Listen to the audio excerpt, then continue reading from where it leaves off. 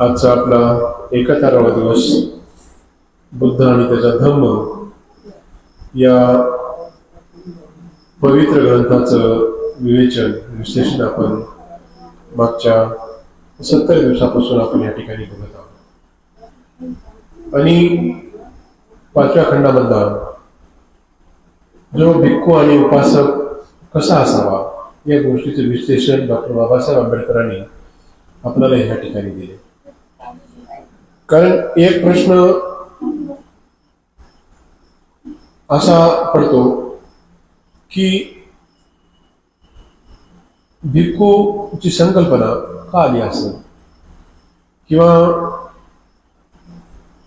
काय उद्देश होता भिक्खूमध्ये स्थापना करण्यासाठी किंवा भारतीय भिक्खू संघाची स्थापना करण्यासाठी किंवा बुद्धिस्ट सोसायटी ऑफ इंडिया या गोष्टीची स्थापना करण्यासाठी डॉक्टर बाबासाहेबांचा जो मुख्य उद्देश होता की तो धम्माचा प्रचार आणि प्रसार गतिमान रीतीने कशा पद्धतीनं ह्या भारत देशामध्ये व्हावा ही मनोमनी इच्छा होती।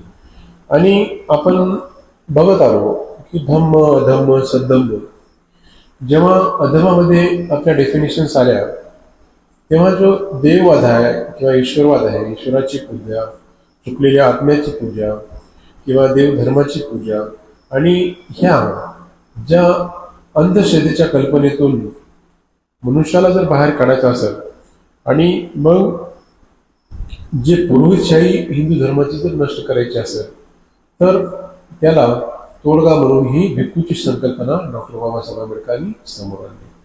कारण आपण चातुर्वर्ण्य सिद्धांतामध्ये बघितलं की पुरोहिताशिवाय कुठलाच पूजेचा कार्यक्रम किंवा प्रार्थनेचा कार्यक्रम हा पार नाही करू शकत।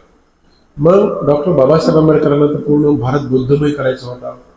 मग बुद्धमय करण्यासाठी तर आपल्याला पुरोहित लागणार नाही, मग दुसरं काय लागेल, भिक्खू लागेल आणि भिक्खुनी आणि दुसरे जे खांब सांगितले जे अनुयायी आहेत आपण उपासक आणि उपासिका। तर धम्मरथाची जर ही 4 चाके व्यवस्थित जर असली तर बोधी वृक्षाचं जर थोडं जरी रोपटं लावलं आणि थोडं थोडं जरी पाणी सर्वांनी चमचा जरी पाणी त्याला टाकलं तर हा बुद्ध धर्माचा प्रचार आणि प्रसार भारतामध्ये एकदम भारी होईल आणि लवकर होईल। भारत बुद्धमय होईल, लोक सदाचारी जीवन जगण्याच्या मार्गावर राहतील आणि जे माणूस म्हणून यांना जगण्याचा अधिकार नव्हता त्या अधिकारानं ते जगामध्ये वावरतील। अशा पद्धतीचा डॉक्टर बाबासाहेबाचा तो पुरोहितशाही विरुद्ध भिक्खू ही संकल्पना होती।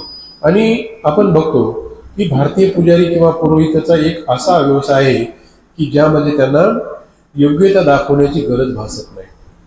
बघा, आता डॉक्टर जर व्हायचं असतं त्याला MBBS डिग्री घ्यावं लागते, MD व्हावं लागतं, MS व्हावं लागतं किंवा इंजिनिअरची डिग्री घ्यायची असेल त्याला BE व्हावं लागतं, परत ME करावं लागतं किंवा अजून कोणतं शिक्षक जर व्हायचं असेल त्याला ग्रॅज्युएशन कंप्लीट करावं लागतं, BA MA नंतर BEd करावं लागतं किंवा BEdच्या एक्झाम व्हावं लागतात, तेव्हा तो शिक्षक होतो, डॉक्टर होतो, इंजिनियर होतो। ह्या जे कॅटेगरी असतात किंवा ही शिक्षण पद्धती जी असते ते ही त्या स्तराला किंवा त्या योग्यतेच्या पात्रासाठी शोभून दिसते। परंतु पुरोहित होण्यासाठी ही अशी अट कुठल्या स्वरूपाची चातुर्वर्ण्य सिद्धांतामध्ये फक्त अट एकच होती की तो जन्माने ब्राह्मण असावा।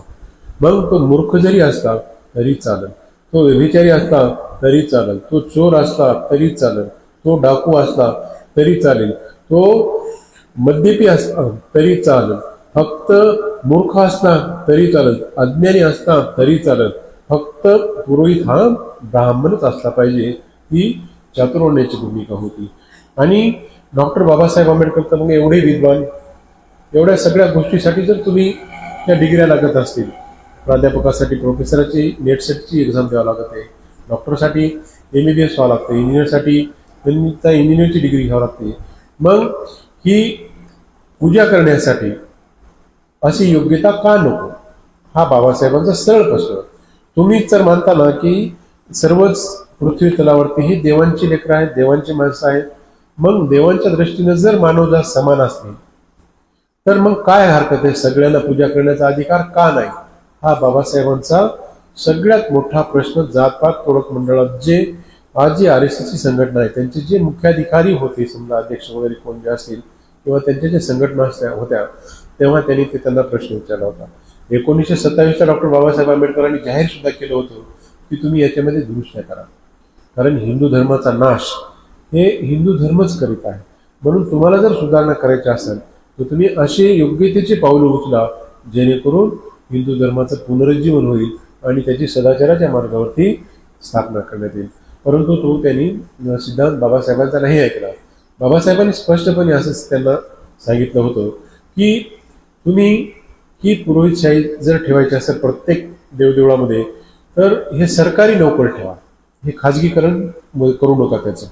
दुसरं सांगितलं होतं की प्रत्येकाची एक्झाम घ्या, MPSC सारखी एक्झाम घ्या, ज्या पद्धतीनं योग्यता त्याची योग्य आहे किंवा नाही आहे हे चेक करण्यासाठी ती पात्रता परीक्षा घ्या. जशी DED असो, CET असो किंवा NEET असो, MBBS असो किंवा बाकी DED असो किंवा PGच्या कोणत्या डिग्री ज्या पद्धतीने होतात आणि ज्या पद्धतीने स्पर्धा परीक्षा होतात त्या पद्धतीची स्पर्धा परीक्षा घ्या आणि त्या स्पर्धे परीक्षेतून जे पास होतील त्यांना पुजारी म्हणून निवडा. त्यांना काय 10-20 हजार पेमेंट द्यायचं, सगळ्यांना सारखं पेमेंट द्या आणि 6-6 घंटे 8-8 घंटे त्यांच्या ड्युट्या लावा आणि चालू द्या तुमचा पूजेचा कार्यक्रम. परंतु इथल्या हिंदूंना काय वाटतं की त्यांचा रोजीरोटीचा हा एकदम उत्तम आणि सुंदर व्यवसाय आहे आणि जर हे असं जर झालं तर मग त्यांची पुरोहितशाही नष्ट होऊ लागली, त्यांचे हिंदुत्वावरती कोडे निर्माण होऊ लागले आणि म्हणून त्यांनी या गोष्टीचा विरोध केला.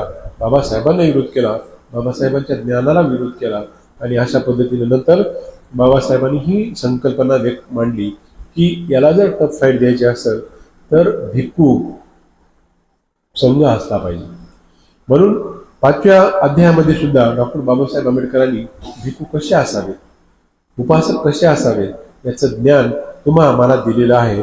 म्हणून हे प्रकरण समजून घेत असताना जेव्हा डॉक्टर बाबासाहेब आंबेडकर म्हणतात की भारतीय पुजारी किंवा पुरोहित असा एक व्यवसाय आहे की ज्यामध्ये ज्यांना त्याची योग्यता दाखवण्याची गरज भासत नाही.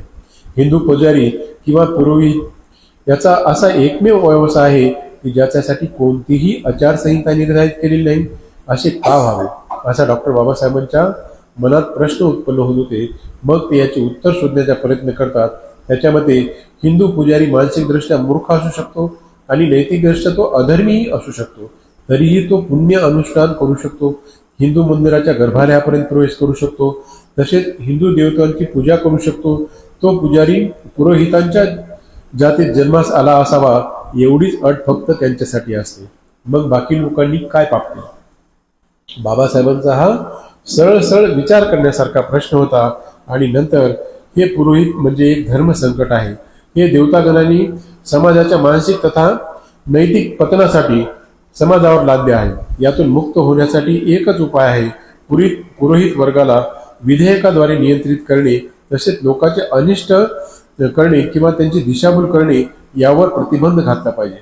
डॉक्टर बाबासाहेब आंबेडकर म्हणत होते की ज्यांनी अशी प्रकारची पुरोहिताची एक्झाम दिली नाही आणि हे जबरदस्तीने जर असा धंदा करू लागले तर त्यांच्यावर कायद्यानं गुन्हे दाखल करा, कारण कायद्यानुसार गुन्ह्यास पात्र असावा अशा पद्धतीचा कायदा करा आणि कोणालाही ते परीक्षा पास झाल्याशिवाय धार्मिक अनुष्ठान करण्याची परमिशन देऊ नका. ह्या पद्धतीचा डॉक्टर बाबासाहेबांचा मुख्य होता. तसे केले तरच पुरोहितशाही ही लोकसंस्थाक संस्था होईल आणि पुरोहित बनण्यासाठी सर्वांना मार्ग मोकळा होईल. इथे विशिष्ट वर्गाची मक्तेदारी चालणार नाही. ब्राह्मणशाहीची उपज असलेल्या जातीवाद नष्ट करण्यास मदत मिळेल आणि ब्राह्मणशाही संपुष्टात आणण्यास देखील मदत मिळेल. ज्यांनी गुणकर्म अनुरूप सिद्धांताचा अवलंब केला आहे असे या मनवंतराचे स्वागत केले पाहिजे असे डॉक्टर बाबासाहेब आंबेडकर म्हणतात. आणि अशा पद्धतीनं भारतीय घटनेचे शिल्पकार महामानव डॉक्टर बाबासाहेब आंबेडकर यांचे आहेत, ज्यांनी या देशाची राज्यघटना न्याय, स्वातंत्र्य, समता, बंधुता या चतुर्मूल्याधीश तत्वावर आधारित दिलेली आहे.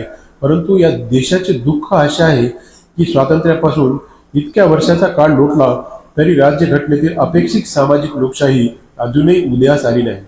ब्राह्मणशाही आपली मुळे इथल्या जमिनीत एवढी घट्ट रोवून ठेवली आहेत, घटनेचे तत्व हे घटनेतच शोधतात, परंतु देशात मात्र ब्राह्मणशाही राजरोसपणे संचार करीत आहे. त्यामुळे या ब्राह्मणशाहीचे प्रतिनिधित्व करणारा पुरोहित वर्ग अतिशयने सन्मानाने जीवन जगत आहे. बघा, डॉक्टर बाबासाहेबांनी जेव्हा भारतीय राज्यघटना दिली आणि राज्यघटना लिहित असताना त्यांनी स्वातंत्र्य, समता, बंधुत्व, न्याय या चतुर्वद संकल्पनेवरती ती राज्यघटना लिहिली. कारण सर्वांना समान अधिकार दिला, सर्वांना, महिलांनाही समान अधिकार दिला, पुरुषांना समान अधिकार दिला, सर्वांना न्याय दिला, सर्वांना स्वातंत्र्य दिलं. परंतु हे फक्त पुस्तकीच आहे, पुस्तकाचं झाकून आहे. परंतु प्रत्यक्ष जेव्हा आपण ग्राउंडवरती बघतो, परंतु त्या ग्राउंडवरती प्रत्यक्षात मात्र विराजमान ही पुरोहितशाही, ब्राह्मणशाही. प्रत्येक मंदिरामध्ये जाणारा हा व्यक्ती अज्ञानी आणि खालच्या स्तराचे लोक, मॅक्झिमम लोक त्या ठिकाणी जातात. मॅक्झिमम लोकच्या पैशावरती ते लोक ऐश्वर्यात जीवन जगतात. ना त्यांना उन्हाची ताण लागते, ना त्यांना कष्ट काय असतात हे माहीत नसते. फक्त एक सर्व नेसलं की बस झालं. तो मग डोक्यानं मूर्ख असता तरी चालते, फक्त तो त्या जातीमध्ये जन्मात आला पाहिजे एवढी त्यांची आट असावी असं त्यांचं तत्वज्ञान होतं. परंतु डॉक्टर बाबासाहेबांनी या गोष्टीला पॅरलल रूप देण्यासाठी मग भिक्खूची संकल्पना या ठिकाणी तयार केली. मग भारतातील पुरोहितशाहीला डॉक्टर बाबासाहेब म्हणले की कायद्यानं तर आपण याला नष्ट नाही करू शकत, कारण ज्या पद्धतीनं दारूबंदीचा जर कायदा केला तर दारूबंदी ही देशाच्या फायद्याची नाही. म्हणून कारण डॉक्टर बाबासाहेबांना जर दारूबंदीच करायची असते समजा, तर त्यांनी एक कलम टाकलं असतं आणि टाकले होते 1939ला जेव्हा विधिमंडळामध्ये हा प्रश्न काढला होता. तर तेव्हा काय होऊ लागलं की लोक घराघरामध्ये दारू गळायला लागल्या. आणि अगोदर तरी माणसं प्यायचे, परंतु माणसासोबत बायासोबत दारू प्यायच्या, रोज भांडणं करायच्या, पोलीस स्टेशनमध्ये जायच्या आणि नंतर त्या पोलिसाचा एक लोड वाढायचा आणि सरकारचा बोजा वाढायचा. सरकारचे विकासाचे कामं नाही व्हायचे. म्हणून जेव्हा धर्माच्या मार्गानेच ही दारूबंदी केला पाहिजे अशी सर्वांनी शपथ घ्यायला पाहिजे असं डॉक्टर बाबासाहेबांनी म्हणलं. आणि म्हणून 5वं सील जे आहे, डॉक्टर बाबासाहेबांना काय वाटलं, मी माझ्या लोकांना तर सीलवान करीत आहे. यांनी सील जरी आचरण केलं तर त्या दारूकडे, पुडीकडे, गांजाकडे बिलकुल वळून नाही पाहणार आणि बाकीचे जे पाहत असेल काही घेणं देणं नाही. आता असंच प्रत्येकाने हिंदू, मुस्लिम, ख्रिश्चन, ईसाई यांनी जर सील पाळलं किंवा सदाचाराचे नियम जर केले तर ह्या गोष्टीचा गंभीरतेने विचार करण्याची गरज नाही, कारण हे देशाच्या हितावह आहे दारूबंदी. आणि म्हणून त्या पद्धतीनं याच्यावरच, कारण जो काही विकासाचे कामं किंवा देशाची जो आर्थिक व्यवस्था याच्यावरतीच चालते. म्हणून त्यांनी काय केलं, मग ह्या अंमली पदार्थावरच एक लेबल लिहिलं बघा, दारूच्या बाटलीवर, पोळीच्या बाटलीवर काय लिहिलं की हे आरोग्यास अपायकारक आहे. मग अभिव्यक्ती स्वातंत्र्य माणसानं वाचायचं, जर त्याला चांगलं वाटलं खा न खा मरा, त्यांच्यावर सोपवला तो तेवढा अधिकार. म्हणून हे जे असा जो पुरोहितशाहीचा सुद्धा जो धंदा आहे हे कायद्याद्वारे नष्ट करणं शक्य नाही असं डॉक्टर बाबासाहेबांच्या लक्षात आलं. आणि बाबासाहेबांनी नंतर पर्यायी व्यवस्था निर्माण करावी लागली. त्यांनी पुरोहित संकल्पनेचा विरोध केला आणि त्याऐवजी बुद्ध धर्मातील भिक्खू संकल्पना मान्य केली. कारण बाबासाहेबांना भिक्खू संकल्पनेमध्ये अपेक्षित सर्व गोष्टी प्रत्ययास आल्या. भिक्खू आणि पुरोहित या दोघांमधला भेद स्पष्ट करताना डॉक्टर बाबासाहेब आंबेडकर बुद्ध आणि धम्म या ग्रंथात आपण बघितलं की ब्राह्मण हा पुरोहित असतो. जन्म, विवाह, मृत्यू, अनुषंगिक संस्कार करणे हे त्यांचे मुख्य कार्य आहे. माणसातला जन्मजात पाप चिकटलेले असते आणि त्याचे विधीपूर्वक प्रक्षालन करणे आवश्यक असते. या कल्पनेमुळे त्याप्रमाणे ईश्वर, आत्मा, सिद्धांतावरील श्रद्धेमुळे ते संस्कार आवश्यक ठरले. या संस्कारासाठी पुरोहिताची आवश्यकता असते. या उलट भिक्खू जो असतो, भिक्खूला जन्मजात पाप, ईश्वर, आत्मा यावर विश्वास अजिबात ठेवत नाही. त्यामुळे संस्काराचे कारणच उरत नाही. म्हणून भिक्खू हा पुरोहित होत नाही. दुसरी गोष्ट बाबासाहेबांनी अशी सांगितली की ब्राह्मण हा जन्माने ब्राह्मण असतो, ब्राह्मणाला जात असते. ब्राह्मण हा सदोदित ब्राह्मणच राहतो. कोणत्याही गुन्ह्याने वा पापाने ब्राह्मणाचे ब्राह्मणत्व लोप पावत नाही. परंतु या उलट भिक्खू बनवावा लागतो. भिक्खूला जात नसते. कुठल्याही जातीचा हा भिक्खू होऊ शकतो. आपण बघत आहोत की बुद्ध आणि धम्म या ग्रंथाचे विवेचन करत असताना जवळपास 50% भिक्षू हे ब्राह्मण होते. 50%पेक्षा जास्त ब्राह्मण संख्या जास्त होती. पण यावरून भिक्खू हा बनवावा लागतो. भिक्खूला जात नसते. भिक्खू एकदा भिक्खू झाल्यावर नेहमीच भिक्खू राहील असे नाही. भिक्खू हा बनविला जातो. म्हणून जर त्याचे वर्तन भिक्खूपणाला योग्य नसेल तर त्याचे भिक्खुत्व हिरावून सुद्धा घेऊ शकतात. म्हणजे जे सुरुवातीचे जे संस्कार असतात त्याचे 4-5 वर्षासाठी किंवा जे आपण श्रावणी शिबिर घेतो 8-10 दिवसासाठी शिलवान माणसं घडण्यासाठी, आणि अशा पद्धतीचं एक त्याला जर आचरण चांगलं नाही वाटलं किंवा त्याला गृहस्थी जीवन जावं असं वाटलं तर तो जाऊही शकतो आणि परत उपसंपदा ग्रहण कायमस्वरूपी राहूही शकतो. अशी काही कुठली नसते किंवा ह्याच जातीचा भिक्खू व्हावा अशी सुद्धा अट ह्या ठिकाणी नसते. तिसरा मुद्दा डॉक्टर बाबासाहेबांनी सांगितला आहे की ब्राह्मण व्हायला मानसिक अथवा नैतिक शिक्षणाची आवश्यकता नाही. त्यांच्याकडून अपेक्षा केली जाते की त्यांना फक्त धर्मविधीचीच माहिती असेल. त्यांना फक्त वेद, पुराण, महाभारत, भगवद्गीता, रामायण एवढ्याची जरी माहिती असती, वेद मंत्रोच्चार जरी आले तरी तो हे होऊ शकतो. या उलट भिक्खूची स्थिती मानसिक आणि नैतिक शिक्षण त्याच्या जीवनाला रक्तासारखे असते. अडाणी भिक्षू आपला एकही नाही बघा, पूर्ण PhD, MBL, MPSC सगळे ग्रॅज्युएट आहेत. ग्रॅज्युएट मॅक्झिमम सध्याचे जे भिक्षू आहेत अतिशय हुशार आहेत. आणि चौथा जो मुद्दा डॉक्टर बाबासाहेब आंबेडकर सांगतात की ब्राह्मणाला स्वतःसाठी वाटेल तितकी मालमत्ता जमवण्याची सवलत असते, परंतु भिक्खूला मालमत्ता जमण्याची बिलकुल अधिकार नसतो. आपण काल बघितलं की त्यांना फक्त 3 चिवरं, बाकी ते दोरा आणि ज्या 8 वस्तू असतात तेवढाच ठेवण्याचा तो त्यांचा अधिकार असतो. मालमत्ता ही माणसाच्या मानसिक आणि नैतिक स्वातंत्र्याला मर्यादा घालून त्यांच्या आचार विचारांना नियंत्रित करते. ही आचार विचारामध्ये संघर्ष निर्माण करते. म्हणून ब्राह्मण परिवर्तनाच्या विरुद्ध असतात. काही परिवर्तन म्हणजे त्यांच्या बाबतीत अधिकार व संपत्तीचा नाश ठरतो. या उलट भिक्खू हा संपत्ती रहित असल्याने तो मानसिक व नैतिक दृष्ट्या स्वतंत्र असतो. प्रामाणिकपणे आणि स्वच्छील अशा आड स्वार्थी हेतू त्यांच्या बाबतीत तरी येऊ शकत नाही. म्हणजे भिक्खूंना बिलकुल असा मालमत्ता संचित करण्याचा बिलकुल अजिबात अधिकार नसतो. 5वा मुद्दा डॉक्टर बाबासाहेब सांगतात की ब्राह्मण ही जात असली तरी प्रत्येक ब्राह्मण ही स्वतंत्र व्यक्ती आहे. कोणत्याही धार्मिक संघटनेच्या बंधनांनी तो बांधलेला नाही. आपले नियंत्रण तो स्वतःच करणारा असतो. आपल्या जातीची तो ज्या सामान्य हित संबंधाने बांधलेला असतो ते हित अगदी भौतिक असते. या उलट भिक्खू हा सदैव संघाचा एक घटक असतो. संघाचा घटक असल्याशिवाय कोणी भिक्खू असू शकेल हे शक्य नाही. भिक्खू हा स्वतःचे नियम स्वतः करीत नसून तो संघाने नियंत्रित करत असतो. संघ ही एक आध्यात्मिक संघटना आहे. या दोन्हीमधील भेदाचे अवलोकन केले तर पुरोहिताचा नकार आणि भिक्खूचा स्वीकार कशा पद्धतीने डॉक्टर बाबासाहेब आंबेडकरांनी केला या पद्धतीचं विवरण आपल्या लक्षात असण्यास. कारण भिक्खू संघाची अखिल भारतीय भिक्खू संघटना आहे. त्यांचे ते सदस्य झाल्याशिवाय त्यांना प्रचार आणि प्रसार करण्याचा अधिकार नसतो.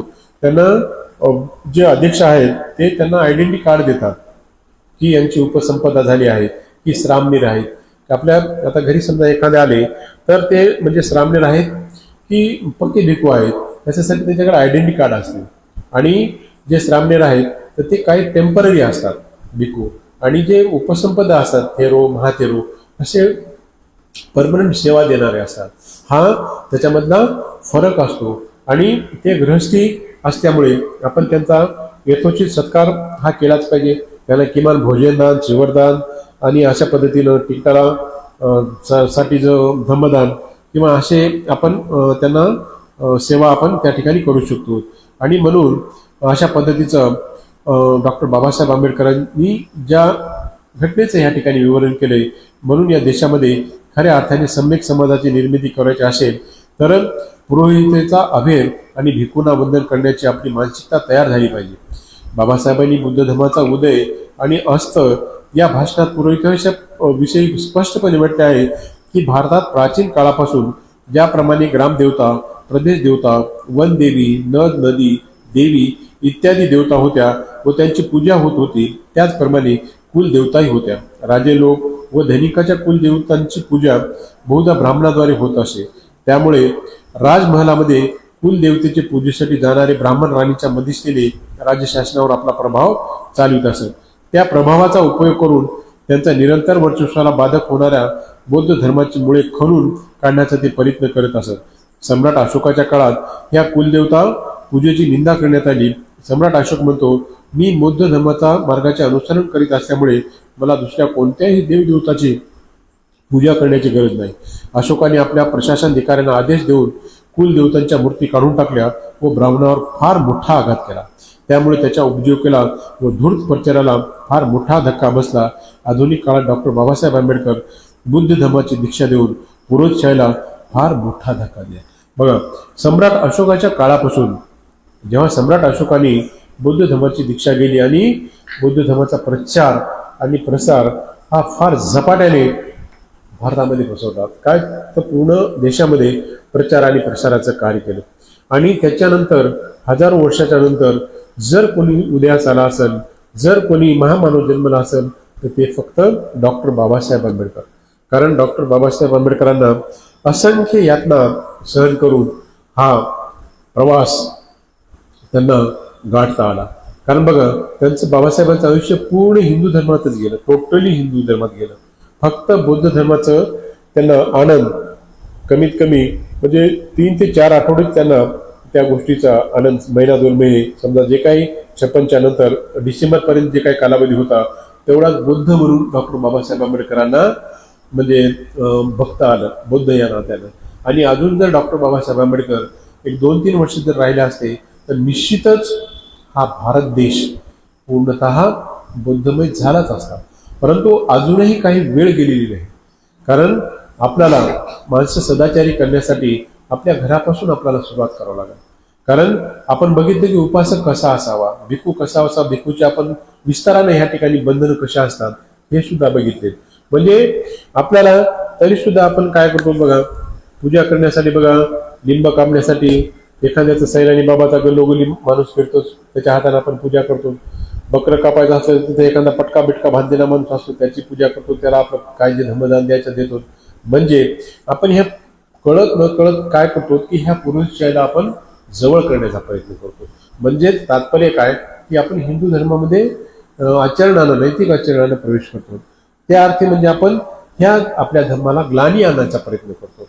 म्हणजे आपला एवढा सदाचारी धम्म बाबासाहेबांनी दिलाय, आपल्याला आत्मविश्वासानं जगण्यासाठी पावर दिली आणि ते पावर आपल्या अज्ञानापोटी आपण नष्ट करण्याचा प्रयत्न करतो. म्हणून डॉक्टर बाबासाहेब आंबेडकरांनी शेवटी म्हणजे जाता जाता म्हटलेले, जेव्हा धर्मांतराच्या नंतर काठमांडूला जातात की मी तर एवढं छोटंसं रोपटं लावलं, परंतु आपल्याकडून त्यांनी अपेक्षा व्यक्त केली की प्रत्येकाने म्हणजे धर्माचा प्रचार आणि प्रसार पाणी टाकून केला. समजा म्हणजे झाडाला जर रोपट्याला जर पाणी दिलं तर ते रोपटं निश्चितच खूप मोठं होईल. परंतु आपण हल्ली काय करतो की आपण सामाजिक दृष्ट्या आपण हा विचार नाही शिकवला. आपण फक्त कसं भावनिक होतो, एखाद्या काही घटना झाल्या की आपण लगेच एकत्रित येतो, परंतु वैचारिक दृष्ट्या, सदाचारिक दृष्ट्या आपण फार दूर आहोत. म्हणून बघा, आणि धर्माचा नासोडा करण्यासाठी बघा, आपले जिथे जिथे बुधवाडे असतील, जिथे जिथं गल्ल्याबोळ्या असतील, तिथं बघा पानपट्ट्या तरी असतील, दारूची दुकानं तरी असतील, किंवा जे काही नशिले पदार्थ असतात त्याचे सुद्धा दुकान कुठे बघा, खेड्यापाड्यात बघा, कुठे बघा, गाव सुद्धा, गल्ली सुद्धा एकदम गावाच्या बाहेर असते. आणि अशा पद्धतीचं आपली जी रहनसहन असते ती सुद्धा म्हणजे ती अधोगतीला नेणारी असते. परंतु हल्ली आपल्या शिक्षणाचा प्रभाव आपल्या समाजामध्ये खूप वाढला आहे. परंतु शिक्षणाचा जरी प्रभाव वाढला, ज्या पद्धतीने डॉक्टर बाबासाहेब आंबेडकर म्हणतात की शिक्षित असणे आणि सुशिक्षित असणे याच्यामध्ये खूप जमीन आसमानचा फरक आहे. कारण नुसतं शिक्षित असलं म्हणजे काम थकत नाही.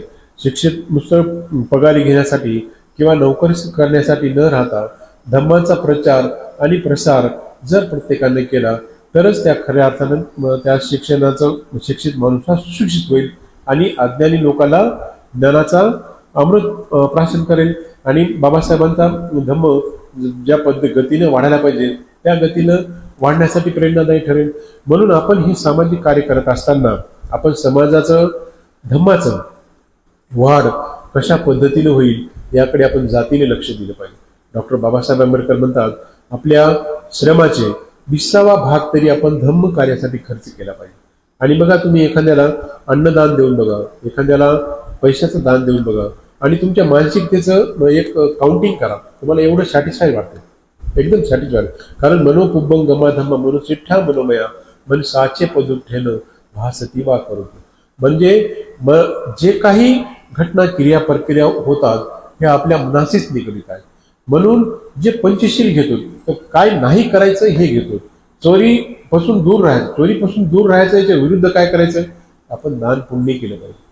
दर दिवशी, दर अमावस्येला, दर पौर्णिमेला, दर अष्टमीला आपण काही ना काही पुण्याचं काम केलं पाहिजे, जेणेकरून आपलं मन जे अशुद्ध चित्त असते ते चित्त शुद्ध होते आणि आपण सदाचाराच्या मार्गावरती जायला लागतो आणि आपलं जे आयुष्य आहे ते आयुष्य ऑटोमॅटिकली वाढते. ऑटोमॅटिकली आपली जीवन जगण्याची शैली वाढते, जिवंत राहण्याची इच्छा प्रेरित होते.